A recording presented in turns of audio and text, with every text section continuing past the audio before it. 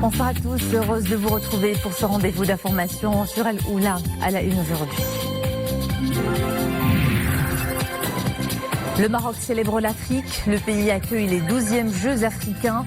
La cérémonie d'ouverture a été présidée hier soir par son Altesse Royale le Prince Moulay Rachid au complexe sportif Prince Moulay Abdallah de Rabat. Une cérémonie en grande pompe. On en revit les temps forts dans un instant. 20 août, commémoration du 66e anniversaire de la Révolution, du roi et du peuple, une épopée d'une nation autour de son trône pour réclamer le retour du sultan légitime et l'émancipation du joug de l'occupation. Service militaire, poursuite de l'opération de sélection et d'incorporation des appelés. Nous irons à Agadir pour un focus sur le déroulement de cette opération.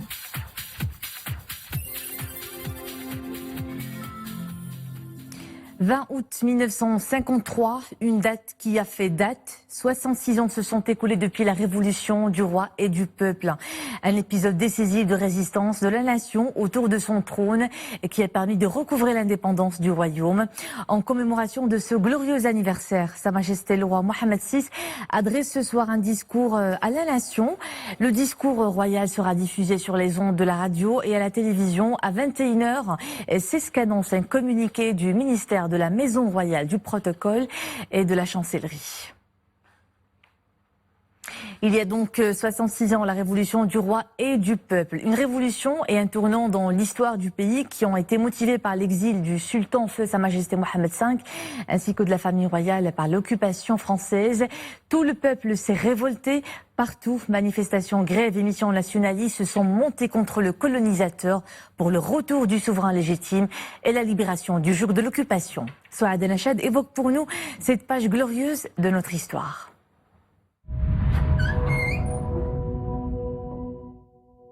20 août 1953. Les autorités coloniales contraignent Sa Majesté Mohammed V, le sultan légitime et la famille royale à l'exil en Corse, puis à Madagascar, dans le dessein d'asseoir l'autorité factice de Ben Arafa et d'estomper la virulence de la résistance nationale. C'était sans compter l'attachement du peuple au trône alaouite. Dès l'annonce de l'éviction du souverain, les Marocains déterminés se soulèvent par milliers dans toutes les régions du royaume et dénoncent une atteinte au symbole de leur unité. Ce soulèvement allait allumer les étincelles d'une résistance populaire qui aspire à s'émanciper du joug colonial. Loin de torpiller l'élan nationaliste, ce tour de force des autorités coloniales attise à contrario la révolte du peuple et galvanise l'ardeur de l'action anticoloniale. Une mobilisation massive en faveur de la souveraineté et de l'unité de la nation et de son symbole, Sa Majesté Mohammed V. Pendant un peu plus de 2 ans, le pays vivra au rythme d'actes de résistance, de grèves et de manifestations. Prises à la gorge, les forces coloniales sont contraintes, au bout de 28 mois, à mettre pavillon bas et constater l'échec de leur entreprise. 16 novembre 1955, retour triomphal du sultan dans son pays. Une nouvelle aube se lève. L'indépendance et le début du grand djihad, celui de l'édification d'un Maroc nouveau et moderne. Cette épopée fut suivie par l'indépendance de certaines parties du territoire national, le parachèvement de l'unité territoriale sous la conduite de feu Sa Majesté Hassan II. Une nouvelle épopée voit le jour, la Marche verte en 1975 et la récupération de la province de Oued Dahab 4 ans plus tard. Des valeurs nobles de la défense de la nation et du sens du sacrifice continuent d'incarner aujourd'hui le leitmotiv d'un royaume résolument tourné vers la modernité, la consolidation de la démocratie et le développement. Un ensemble de chantiers lancés sous la conduite éclairée de Sa Majesté le roi Mohammed VI en vue d'édifier le Maroc moderne et d'accroître le rayonnement civilisationnel du royaume en tant que pays fortement attaché aux valeurs de paix, de fraternité, de solidarité et de tolérance. Et toujours en cette commémoration, le souverain a bien voulu accorder sa grâce à 262 personnes condamnées par différents tribunaux du royaume. Les bénéficiaires de la grâce royale qui sont en détention sont au nombre de 217 détenus et se répartissent comme suit. Remise de la peine d'emprisonnement ou de réclusion au profit de 217 détenus. Les bénéficiaires de la grâce royale qui sont en liberté se chiffrent à 45 personnes avec grâce sur la peine d'emprisonnement ou son reliquat au profit de 6 personnes. Grâce sur la peine d'emprisonnement avec maintien de l'amende au profit de 7 personnes, grâce sur les peines d'emprisonnement et d'amende au profit d'une personne et grâce sur la peine d'amende au profit de 31 personnes. Et à l'occasion de la fête de la jeunesse qui marque cette année le 56e anniversaire de Sa Majesté le Roi, le souverain a bien voulu accorder sa grâce à 443 personnes condamnées par les différents tribunaux du pays. Les bénéficiaires de la grâce royale qui sont en détention sont au nombre de 317 et se répartissent comme suit. Grâce sur le reliquat de la peine d'emprisonnement au profit d'un détenu et remise de la peine d'emprisonnement ou de réclusion au profit de 316 détenus. Les bénéficiaires de la grâce royale qui sont en liberté sont au nombre de 126 avec grâce sur la peine d'emprisonnement ou son reliquat au profit de 29 personnes, grâce sur la peine d'emprisonnement avec maintien de l'amende au profit de 6 personnes, grâce sur les peines d'emprisonnement et d'amende au profit de 7 personnes, enfin grâce sur la peine d'amende au profit de 84 personnes. Le Maroc célèbre l'Afrique. Le pays accueille les 12e Jeux africains. La cérémonie d'ouverture a été présidée hier soir par Son Altesse Royale le Prince Moulay Rachid au complexe sportif Prince Moulay Abdallah de la capitale. Une fresque esquisse sur le Maroc, de la paix et de la tolérance. Un spectacle haut en couleur à l'accueil des 6000 athlètes qui sont de la partie. L'un des temps forts de cette cérémonie, la remise par l'Association des comités nationaux olympiques d'Afrique de la décoration de l'ordre de mérite olympique africain à Sa Majesté le Roi Mohamed VI en reconnaissance des efforts que le souverain déploie en faveur de la promotion du sport. Qaïm Belouchi et Souad Anachat. Le complexe sportif Prince Moulay Abdallah a brillé de 1000 feux, illuminant le ciel de la capitale. La 12e édition des Jeux continentaux démarre en grande pompe. L'ouverture de cette fête africaine est présidée par Son Altesse Royale, le Prince Moulay Rachid. L'hymne de l'Union africaine.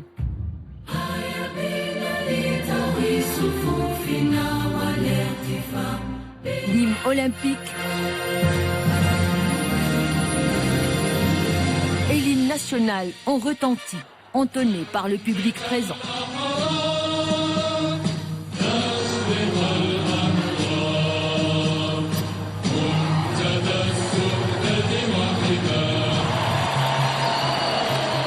Le président de la Commission de l'Union africaine prononce un mot de bienvenue avant que Son Altesse Royale, le Prince Moulay Rachid, n'annonce l'ouverture de cette 12e édition des Jeux africains. Bismillahi majraha mursaha.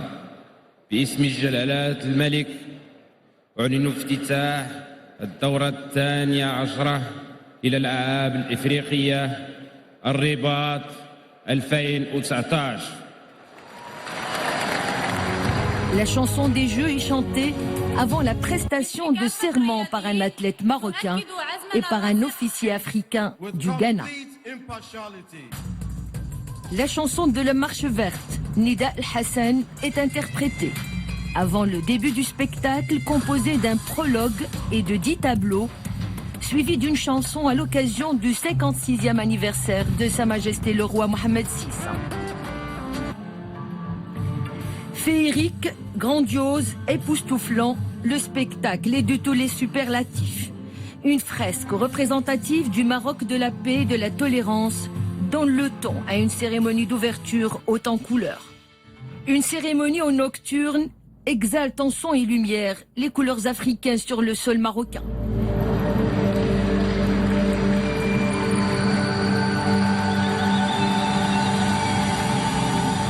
Des centaines de jeunes et enfants enchaînent danse et chorégraphie, formant un cercle autour de la tour Hassan, érigée au cœur du stade spécialement pour le spectacle. De belles fresques portées par une série de tableaux symbolisant à la fois la nature exubérante du Maroc, sa richesse artistique et culturelle. Une ode aux couleurs du drapeau marocain, les 20 ans de règne de Sa Majesté le roi Mohamed VI et l'enracinement africain du Royaume du Maroc.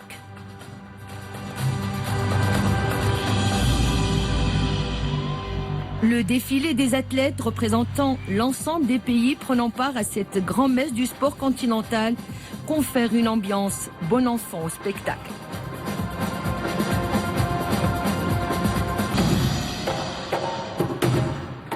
Le président de la Commission de l'Union africaine, Moussa Faki Mahamat, a tenu à saluer les efforts déployés par les autorités marocaines pour offrir à ces Jeux un cadre approprié qui reflète d'une part la grandeur historique de cette belle nation et d'autre part le souci permanent de Sa Majesté le Roi de promouvoir l'identité de l'Afrique.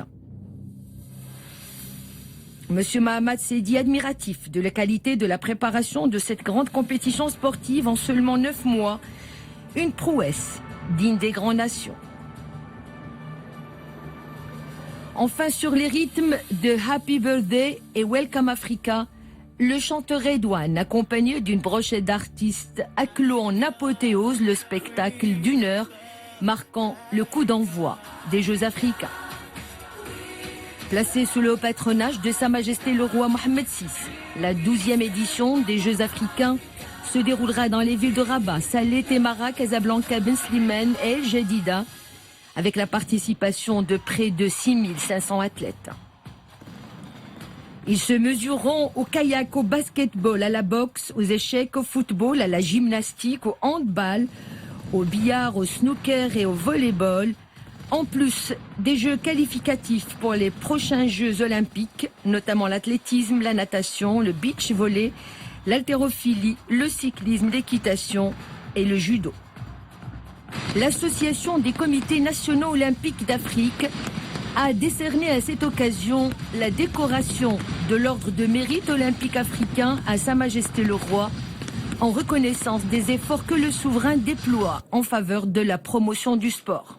Cette distinction est remise à Son Altesse Royale, le prince Moulay Rachid, par Mustafa Berref, président du comité olympique algérien et président de l'Association des comités nationaux olympiques d'Afrique.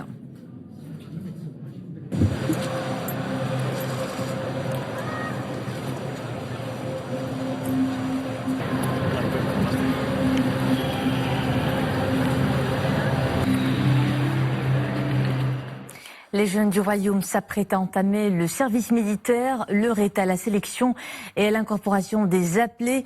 Une opération qui se poursuit à travers le Royaume. Ce soir, on vous emmène à Agadir pour suivre de près le déroulement de cette opération nationale exécutée en application des hautes instructions de Sa Majesté le Roi, chef suprême et chef d'état-major général des forces armées royales. Abdallah Al-Shgar Fouad Al-Harash, Mounia Marouche. C'est au siège de l'état-major de la zone sud des forces armées royales à Agadir que le premier groupe des appelés au service militaire a été accueilli. Ces 2585 appelés, dont 145 filles, sont issus des préfectures et provinces d'Agadir et d'Aoutanan, Izgan Ait Melloul, Tsaroudant, Tiznit, Chtouka Ait Baha, Goulmim, Layoun et Dakhla.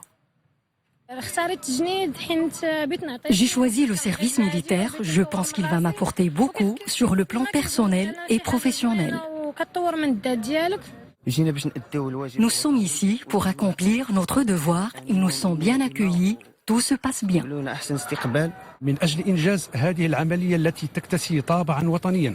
Pour réussir cette opération nationale, le comité d'organisation a pris les mesures nécessaires, aménagement et équipement des espaces d'accueil, mise en place d'un staff médical et infirmier, un autre administratif pour la vérification des documents des candidats. Une fois leur inscription est validée, les appelés sont accompagnés aux infirmeries de la base afin d'effectuer les examens médicaux nécessaires.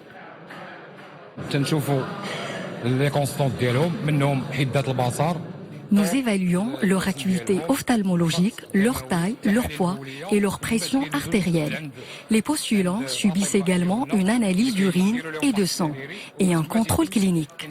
Les appelés retenus seront finalement transférés aux différents centres de formation du Royaume. L'opération de sélection et d'incorporation des appelés au service militaire pour l'année 2019-2020 se poursuivra jusqu'à fin septembre. Quelques 15 000 bénéficiaires seront retenus. Ils effectueront leur service militaire pour une période d'une année.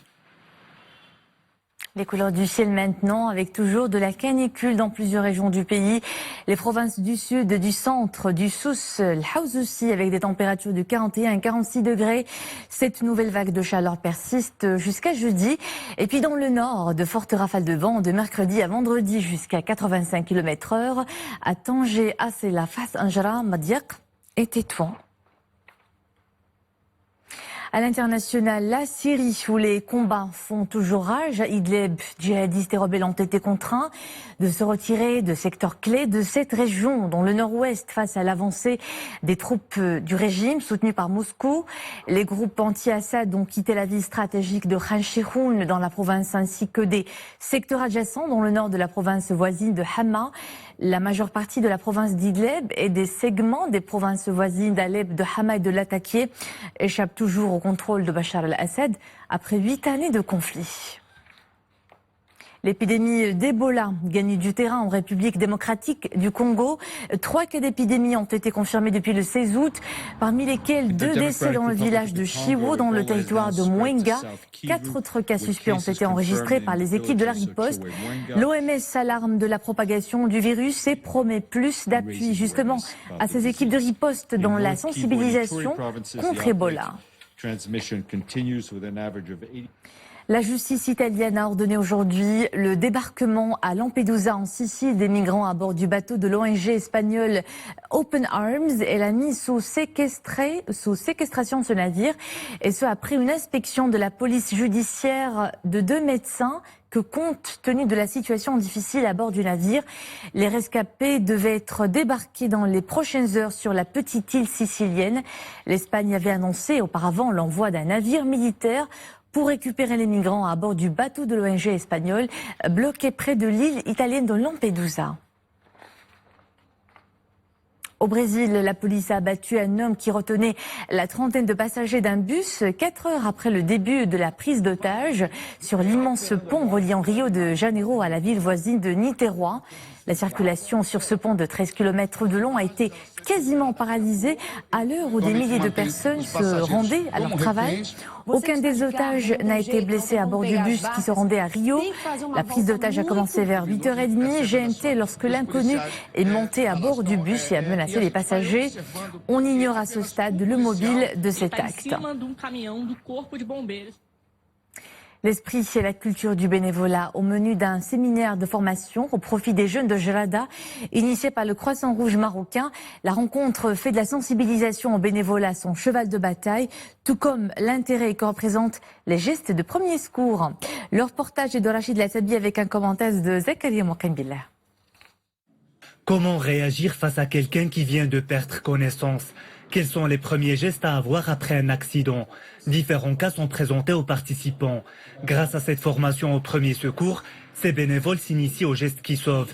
Ils apprennent les bons réflexes pour pouvoir agir et contribuer à sauver des vies.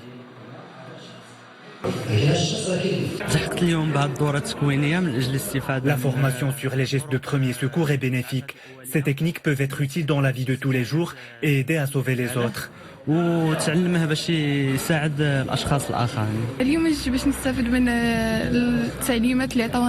Je voudrais connaître les gestes de premier secours. Nous avons beaucoup appris. Plus de 30 participants prennent part à ce stage. Supervisé par des cadres du Croissant Rouge marocain, la formation comprend des exposés théoriques et des exercices pratiques, avec des explications sur les techniques du secourisme.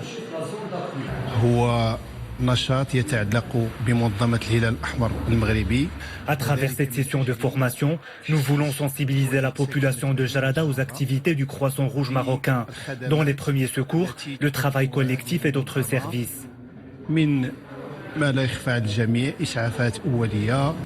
Ce stage entend sensibiliser les jeunes à la culture du bénévolat, une façon de les imprégner des valeurs d'entraide, d'initiative et de solidarité. Avant de nous quitter, retour en images sur la cérémonie d'ouverture des Jeux africains, les 12e du nom, présidés hier soir par son Altesse royale le Prince Moulay Rachid au complexe sportif Prince Moulay Abdallah de la capitale. Une cérémonie qui a exalté en son et lumière les couleurs africaines sur le sol marocain. Regardez.